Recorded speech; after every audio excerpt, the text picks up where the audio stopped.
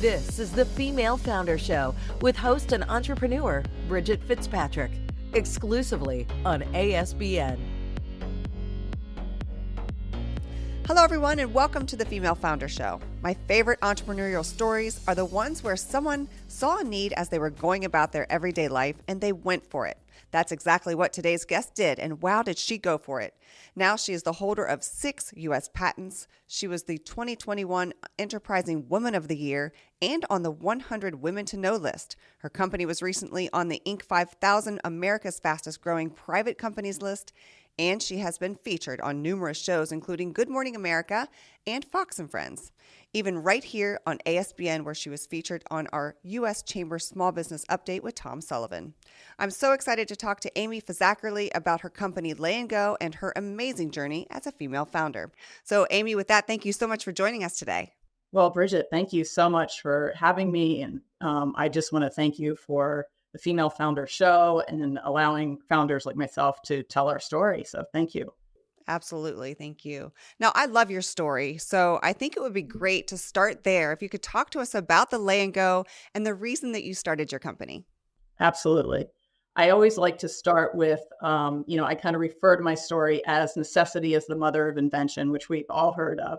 And that really is my story. I started with 3 young boys, my basement, and the typical bins, buckets, and baskets, and $1 million worth of Lego, and no way to make them clean them up and make them portable. And I wanted a washable solution. And like many moms, I went searching high and low to try to find the solution on the market, and there was nothing available. So I just created one. And it really started with that specialized niche market solution called the Lay & Go Large. And it was a 60-inch mat that allowed my kids to pour the bins and buckets of Lego out and spread them around. And then as a mom to clean up in seconds. And what I quickly realized was that I was having the same problem my kids were having with toys, but mine was with makeup. So we miniaturized the idea and padded and quilted and remarketed it to women. And it really became a mass market product called the Lay & Go Cosmo. And it's our cosmetic bag, which is now our bread and butter. And we've sold millions of them. And we then added to the collection, and we looked at other solutions that we could solve with our pets, electronics, and even the military. We have a military solution called the Defender. So that's really how we started with play, and we moved into the cosmetic world, and we just kept going. Yeah, and there's so many areas that you could use this. I actually have one with me right now. I love it. Thank you so much. These are great.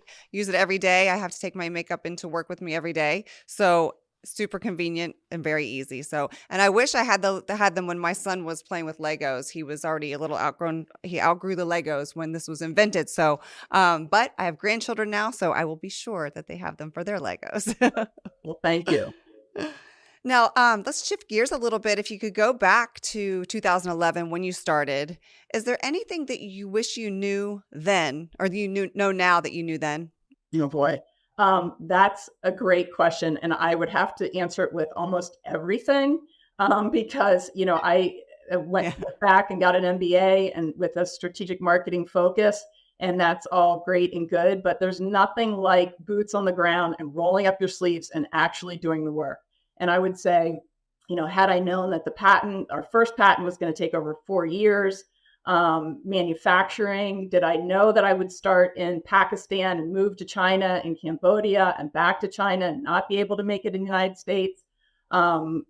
Inventory management is always an issue with products like ours, and understanding what is the trend and how much do you need? And when Q4 hits, what does that do to your sales? And I would say online marketing, pricing, packaging. I mean, everything that you learn in school, it's just, so intensified when you're actually having to do it yourself and figure it out. So I would say that answer is everything. Yeah. Yeah, it's almost hard. It's probably hard to nail down just one thing because so much of us, so much of being an entrepreneur is really just diving in and figuring it out as you go. There's no playbook for it. You just have to get in and do it and learn as you go. So And you yeah, wear so so great many answer. hats, and you every day is so different. You have this issue today, the global pandemic one week, and you've got supply chain the next week, and now your overseas tariffs went from 14% to 42%, and how do you address that? And it's there's just everything. It's new every day. There's a new problem to solve every day. Yeah, you have to pivot every day, it seems. You do. Now, as a female leader, what role models or mentors have impacted your life, and how have they influenced your approach to your business? Yeah, so I would really say that there wasn't one particular person, but there were many people along the way. I mean, it was just nuggets of information over the 13 years. Organizations and groups that I was involved in, like WeBank, which is Women Business Enterprise National Council, WPO, which is Women Presidents Organization, the U.S. Chamber has been fabulous. We do a lot of peer-to-peer learning and educational groups. I've participated in Goldman Sachs 10,000 Small Businesses. We're really involved with Syracuse University, and we do a lot of mentoring and working with them, and the feedback that we get from that is tremendous. And how's it changed my approach? I would say that do what you love, and the money comes. And I always feel like I have to keep a balance along the way. Enjoy my downtime. That's one thing I've learned over the past 14 years. It's hard when you're wearing so many hats to just enjoy the moments and be in the moment. Don't give up. I mean, if I had given up, multiple times where I've had mishaps and issues, and I could have given up way back 14 years ago. And I would just say you just keep digging and pushing and looking for those answers, and never stop learning. I think that really has been part of my approach as well, is that every day there's something new to learn and grow. Absolutely. Now, there are a lot of women watching that own a business with their spouses, or they might be thinking about working with their spouse. You and I both work alongside our husbands. So, would you talk to us about how you make that work and maintain a happy household as well? Yeah, yeah. I think we do a really good job at setting boundaries and kind of staying in our lane. So we really understand like our strengths and weaknesses. My background is sales and marketing, and his is more finance and engineering, and we certainly overlap, and we rely on each other for some of that overlap. But it's really looking at how do we balance it? How do we stay in our lane? How do we, we always kid each other because it's like, we can't both have a down day, right? Like if you're going to stay down and out about something today, I've got to like be, cheery and get you going and be positive. So I think it's learning how to really overlap and keep each other positive and going. We have some like work-free time and then work-free zones where it's like, we don't talk about work. We don't, it's just, we're here to not discuss it. We're outside of the office, even though we're never outside of the office. Yeah. And we do have separate workspaces. So I think that, that helps to be able to kind of walk away and just think about things. Yeah, definitely. It's so funny that I've been asked that question many times, and I think I've answered it exactly the way you did, especially the staying in your lanes. I think that because my husband and I have different strengths and weaknesses, it does work really well. I couldn't imagine if we both were good at the same thing and bad at the same thing. I don't know if that would be as easy of a flow. So it's funny that you said exactly the almost word for word exactly the way I answered that question many times. So there must be something to that. Well, that's probably why it works for both of us, Yeah, right? that's right. That's right. Right. Exactly. Now, as a female founder, what were some of the unique challenges that you faced while building your company, and how did you overcome them? Yeah, I would say the biggest challenge for me would be the intellectual property. It's kind of getting the patent took so long and so much time and effort, and really relying on, that lawyer that we trusted with our lives. And then once we got the patent, it was continuing the continuations that we've gone down that journey of now we have 6 U.S. utility patents. And then it's protecting, My lawyer from day one said, you're going to work so hard to get this, you're going to get it, and then you're going to work so hard to protect it. And that has been the truth since day one. It's just, we still are policing and protecting and having to pull down infringers. And I think more for me, I would say, than my husband is these infringers, a lot of offshore infringers that I've been dealing with over the past, 12 years, and really more so in the beginning, was that it was heartbreaking for me to see them use images of myself and my children on their packaging on infringing products and, confusing the market. And I just, as a mom, it was like, how can somebody do that? So that was really tough. You just get thick skin. And after so many of them, you go, oh yeah, it's just another picture, right? But I think that was, I would say that was really a big challenge for me to overcome in the beginning and get that thick skin and go, yeah, this is what I'm going to be dealing with for the next however many years. Yeah, that probably helped in so many other areas too, because in business, as you know, you can take things very personal and that doesn't help your business at all. So I'm sure that helped you in so many other areas of your business to get through that. And if you can get through that, you can probably get through anything. Absolutely. That's how I felt. Yeah. Yeah. Now, it's so important to take care of yourself in order to take care of your business and your family. Is there something that you do each day for yourself that helps you keep going? Yeah, I always try to get good sleep, and I'm really into routine, and it's exercising. I get up, I exercise, I get organized. And I think that really helps me to kind of get clarity on what I need to do today and how to stay focused. So that's really how I start. And then I always like to end my day with a dinner with my whole family. And we, kind of discuss the day. So it's like a download, and it's like, okay, now I'm out of the office and I'm putting that away for the day.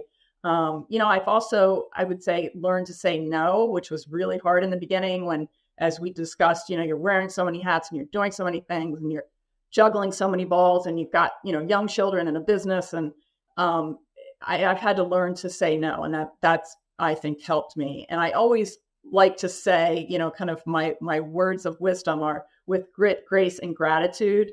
And gratitude is really something that, that really helps me stay focused and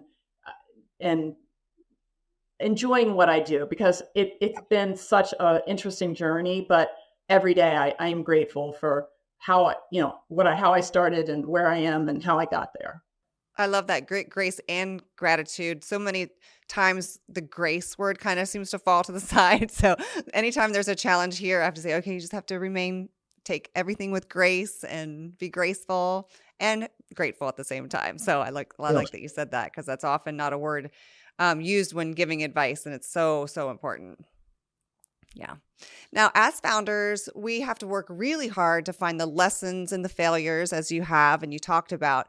Can you think of a time in your career when there was a moment that seemed like a failure, that things just weren't going to work out, and it actually turned around and worked out in your favor? Yeah. So this is, I love this question because I could hone right in on the moment it happened.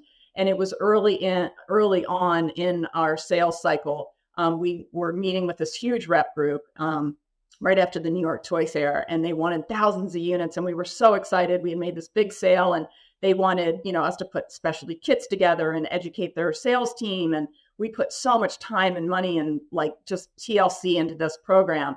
And they didn't sell one unit. And we were looking at each other like, oh my gosh, what are we going to do with all this inventory? And where does it go from here, right? So fast forward, of course, we sold the inventory and it all went well. But fast forward, when Costco and Target came knocking on our door, it was like looking back and going, do you remember what happened and how we reacted so quickly? And let's make it intentional. Let's give ourselves a real timeline so that we don't fluster and fail. Let's set ourselves up for success and take our time and take calculated risks, and I think that was the lesson learned, is that we did it right, that when it really mattered. So that was a great lesson learned. Definitely. Wow. That is important to learn, that really a failure is just the education, right? Absolutely. And it happens every day, right? You Yeah, just, you learn and you pick yourself up and you go, okay, I'm not going to do that again. That's that's right. learned that lesson. That's right. That's for sure.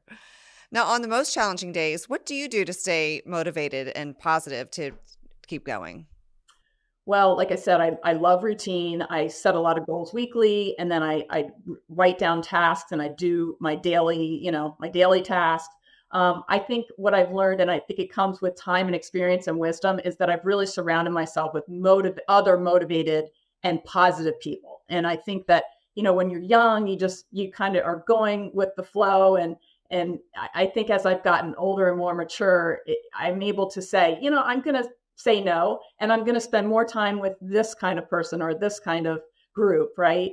And I think one of the other things that really helps to motivate myself, and I'm sure my husband, is that we really appreciate and learn to celebrate the wins, whether they're big or small. We made the Inc. 5,000 list, and that was a big win, and we were so excited. But you can get so wrapped up in just going, oh, we have this and we have that, and we've got all these other things to do, and move on, and then not realize that you've never really stopped to celebrate.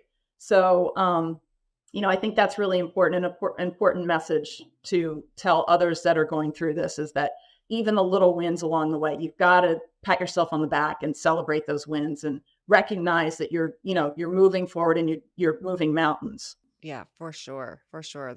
That's great. Now, talk to us. There are a lot of women watching that struggle with trying to do it all and do it all perfectly. You're a wife, a mother, a business owner. How do you balance it? Now, we've talked a little bit about the routine and exercising, but just how do you do it?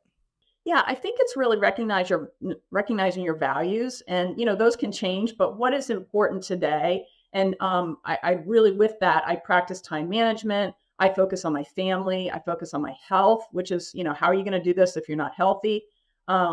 Being really intentional and enjoying that downtime, because as you know, and I know, this is a 24/7 job. It never goes away. Your office is always there. Your phone's always there. Your computer's always there. People are always in need of something. So it's really recognizing that you need the downtime. You need to get away. You need to step out. And I love what I do. And I would say my superpower in really balancing all this is being organized, which is why I started an organizational company, right? I'm just like that. I'm really uber organized. And I feel like that helps me to be able to juggle a lot more than maybe most people. I mean, I have friends that say, I do more in one day than they do all month. And it's because I, set my goals, I write things down, I stay super organized, and it becomes more routine and becomes really, easy. That's for sure. Now, any advice you would give to someone thinking about starting a business right now? Well, I would say, just dig deep and look at those calculated risks. Get a support system. Mentors are really great. Talk to others. I do a lot of peer-to-peer discussions through all of my organizational groups that I mentioned earlier. And, have faith and trust and surround yourself by positive and motivated people. And work on your organization. And being organized. Absolutely. That's number one.